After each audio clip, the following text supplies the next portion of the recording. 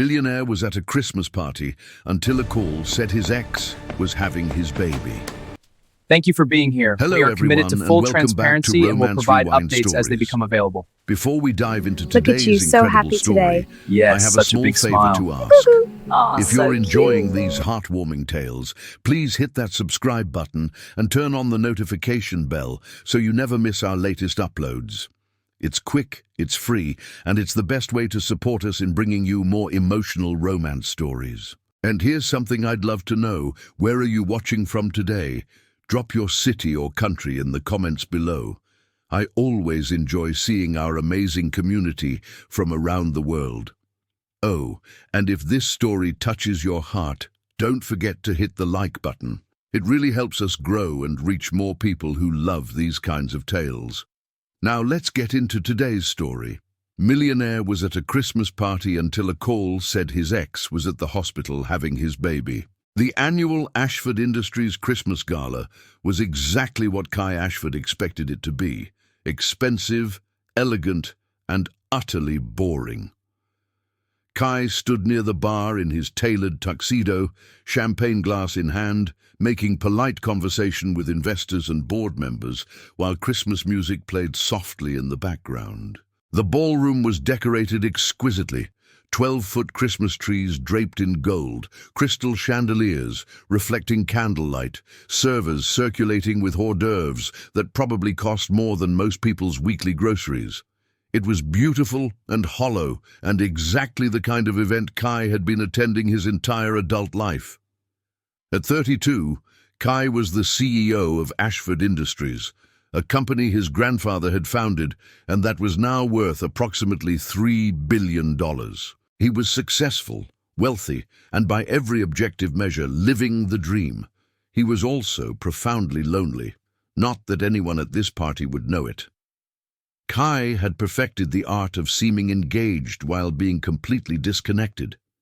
He smiled at the right moments, laughed at jokes that weren't funny, and made small talk that meant absolutely nothing. His date for the evening, Vivian something, a model his assistant had suggested, was beautiful and charming and completely interchangeable with every other woman he'd brought to these events. She was currently networking with some of the other guests, which was fine with Kai. He hadn't brought her for companionship. He'd brought her because showing up alone to the company Christmas party would have started rumors. Kai was checking his watch. 9:47 p.m., only 13 more minutes until he could reasonably make an exit, when his phone rang. He almost ignored it.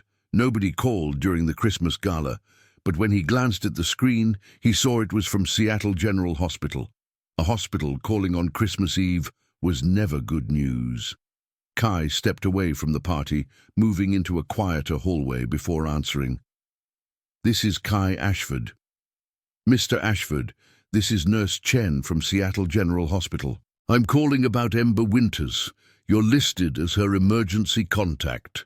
Kai's heart stopped. Ember, his ex-girlfriend.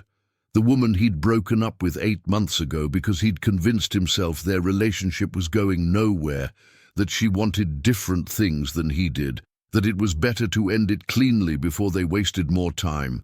The woman he'd been regretting leaving every single day since. What happened? Is she okay? Kai's professional composure cracked completely. "She's in labor, Mr. Ashford. She came in about 2 hours ago. The baby is coming early, about 5 weeks early, and there have been some complications. She's asking for you." Kai felt like the floor had disappeared beneath his feet. "She's in labor. Ember is having a baby." "Yes, sir. She's about to have an emergency C-section. If you want to be here, you need to come now." Kai didn't remember ending the call. Didn't remember grabbing his coat or telling his assistant to handle the party, or the shocked look on Vivian's face when he left without explanation. He just ran.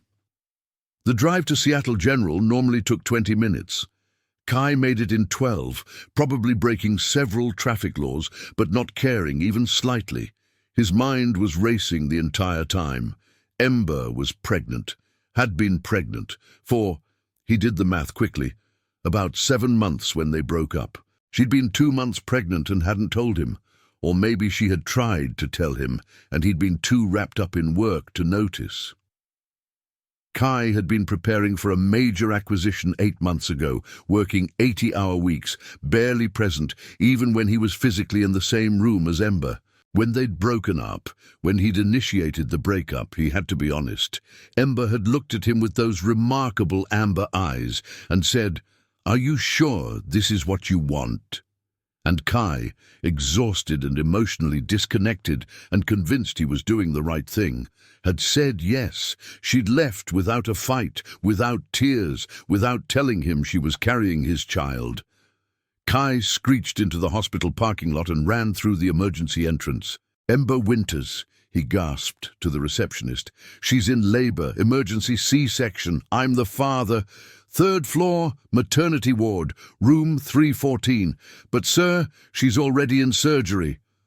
Kai was already running. He burst through the doors to the surgical wing where a nurse immediately stopped him. "Sir, you can't be here." "My Ember Winters. She's having a baby. My baby. Where is she?" The nurse's expression softened. "She's in surgery right now. Are you Kai?" "Yes. She's been asking for you. Come with me. We'll get you scrubbed, and you can be with her." 5 minutes later, Kai was in surgical scrubs, following the nurse into an operating room where Ember lay on a table behind a blue surgical drape, her face pale but alert. When she saw him, tears immediately filled her eyes. "You came." Kai rushed to her side, taking her hand. "Of course I came. Ember, why didn't you tell me?" "I tried. The day you broke up with me, I was going to tell you. I had the ultrasound pictures in my purse, but then you said you didn't see a future with us, and Her voice broke. "I couldn't tell you about the baby when you just made it clear you didn't want a future with me. Ember, the baby's coming 5 weeks early," she continued, her words rushing out. "They said there might be complications. She might need the NICU. Kai, I'm so scared." Kai's voice cracked. "We're having a daughter." Ember nodded, tears streaming down her face. "I was going to name her Holly because of Christmas. I know that's probably silly. It's perfect." Kai squeezed her hand, his own eyes filling with tears. "Holly is perfect, and she's going to be fine. You're both going to be fine." The doctor approached. "We're ready to begin. Dad, you'll want to stay up here by Mom's head. We'll have the baby out very soon." What followed was the most terrifying and miraculous 20 minutes of Kai's life. He held Ember's hand while she trembled and cried. He whispered reassurances he desperately hoped were true. He tried to be strong for her while internally falling apart. Then he heard it. A small, angry cry. "She's here," the doctor announced. "It's a girl." Kai looked over the drape and saw her. Tiny and red and absolutely perfect. The nurses were working quickly, checking her, cleaning her, wrapping her in blankets. "Is she okay?" Ember asked desperately. "Why isn't she crying louder? Is something wrong?" "She's small," one of the nurses said gently, "and her lungs aren't fully developed. We're going to take her to the NICU for monitoring, but she's breathing on her own, which is excellent." They brought Holly over briefly, just long enough for Ember to see her, for Kai to touch one tiny hand, before whisking her away to the NICU. Then the doctors were closing Ember's incision, and the nurses were moving her to recovery, and Kai followed in a daze, his mind trying to process everything that had happened in the last hour. He'd gone from a boring Christmas party to discovering he was a father, to seeing his daughter born, to watching her be taken to intensive care because her lungs weren't ready for the world yet.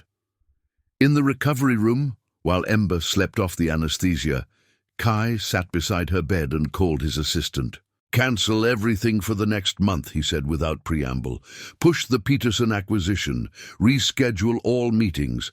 I don't care what you have to do. I'm taking family leave." "Family leave, sir? You don't have—" His assistant stopped. "Did something happen?" "I'm a father, as of an hour ago. I have a daughter, and she's in the NICU, and I'm not leaving this hospital until she does." Oh my God. Congratulations, sir. I'll handle everything.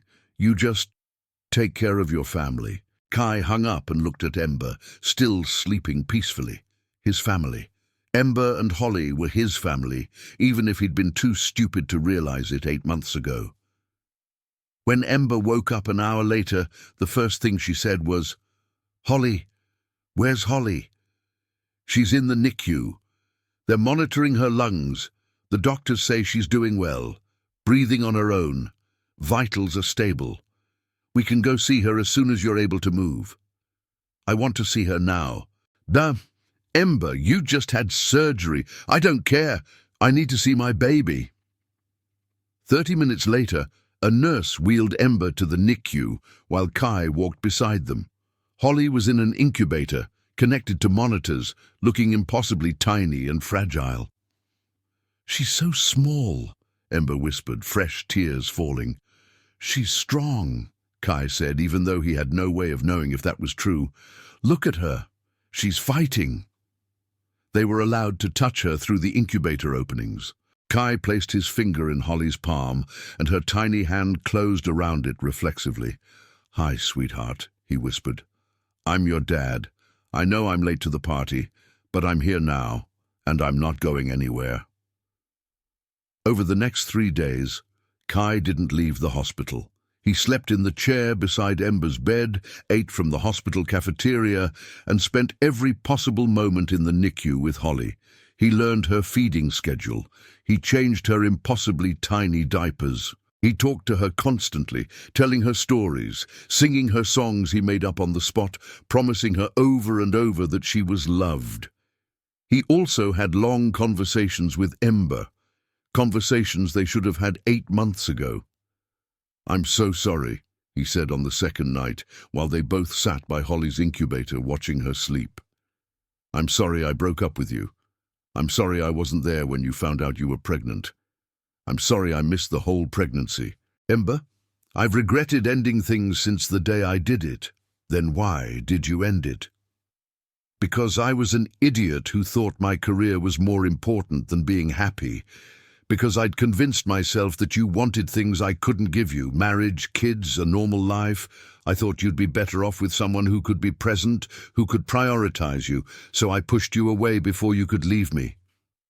I wouldn't have left you. I know that now. But 8 months ago, I was scared. Scared of commitment, scared of failing at something that mattered, scared of admitting I needed you more than I needed any business deal. So I sabotaged the best thing in my life." Ember was quiet for a long moment, watching their daughter. "What do you want now, Kai? And don't tell me what you think I want to hear. Tell me the truth." "I want you. I want Holly. I want us to be a family. I want to do all the things I was too scared to do 8 months ago. Move in together, get married, raise our daughter together. I want to be the father she deserves and the partner you should have had all along." "What about your career? Your 80-hour work weeks? I've already restructured my role at Ashford Industries. My second-in-command is stepping up. I'll still be involved in major decisions, but I'm not running day-to-day operations anymore. Ember, I don't want to miss another moment. I missed your entire pregnancy. I missed the first time Holly kicked. I missed you being scared and excited and going through all of this alone. I'm not missing anything else." "You're serious? You're actually willing to step back from the company?" "I already did. I called my board 3 hours after Holly was born and told them I was taking family leave indefinitely. They can handle it without me. And if they can't, then I hired the wrong people." Ember reached over and took his hand. "I missed you. Every single day for 8 months I missed you. But Kai, I can't go through that again. I can't be with someone who's going to wake up one day and decide I'm not worth it. You are worth it. You're worth everything, and I will spend the rest of my life proving that to you if you'll let me. This isn't just about me anymore. It's about Holly. If you're in, you're all in. You don't get to be a part-time father. I'm all in, completely. Ember, I love you. I love Holly. I want this, all of it." Ember looked at him for a long moment. Then she said, "Okay, but we're taking this slowly. We're not moving in together immediately. We're not rushing into marriage. We're going to rebuild trust first. Whatever you need, whatever timeline works for you, I'll wait. And Kai, if you ever make me feel like I'm not enough again, I'm done. No second chances. You won't need to, because I finally understand what I should have known from the beginning. You're not just enough, you're everything. Holly was in the NICU for 10 days before the doctors cleared her to go home. By then she'd gained weight, her lungs were strong, and she was eating well. Kai and Ember brought her home to Ember's small apartment, not because Kai couldn't afford better, but because Ember wanted Holly's first home to be the place she'd prepared during her pregnancy. Kai respected that. He also bought the apartment next door and had a door installed connecting them, so he could be close without overwhelming Ember with his presence. He showed up every day. He did midnight feedings. He learned to change diapers one-handed while holding a bottle in the other. He walked Holly around the apartment for hours when she was fussy. He read parenting books and watched YouTube videos on baby care and called the pediatrician so many times they started recognizing his number. He also courted Ember like they were teenagers. He brought her coffee every morning. He arranged for her sister to babysit so he could take Ember on actual dates. He listened when she talked about her fears and dreams. He showed up consistently and reliably, in a way he'd never managed during their relationship before. 6 months after Holly's birth, Ember told Kai she was ready for him to move in properly. "Are you sure?" Kai asked. "I don't want to rush you." "I'm sure." "Kai, you've proven yourself. You've been here every single day. You've prioritized us over everything else. You've changed in ways I didn't think were possible. I trust you now. I won't let you down." "I know. That's why I'm saying yes." They got married on Holly's first birthday, in a small ceremony in their backyard with just family and close friends. Holly was the flower girl, though mostly she just sat on the ground and ate the flower petals.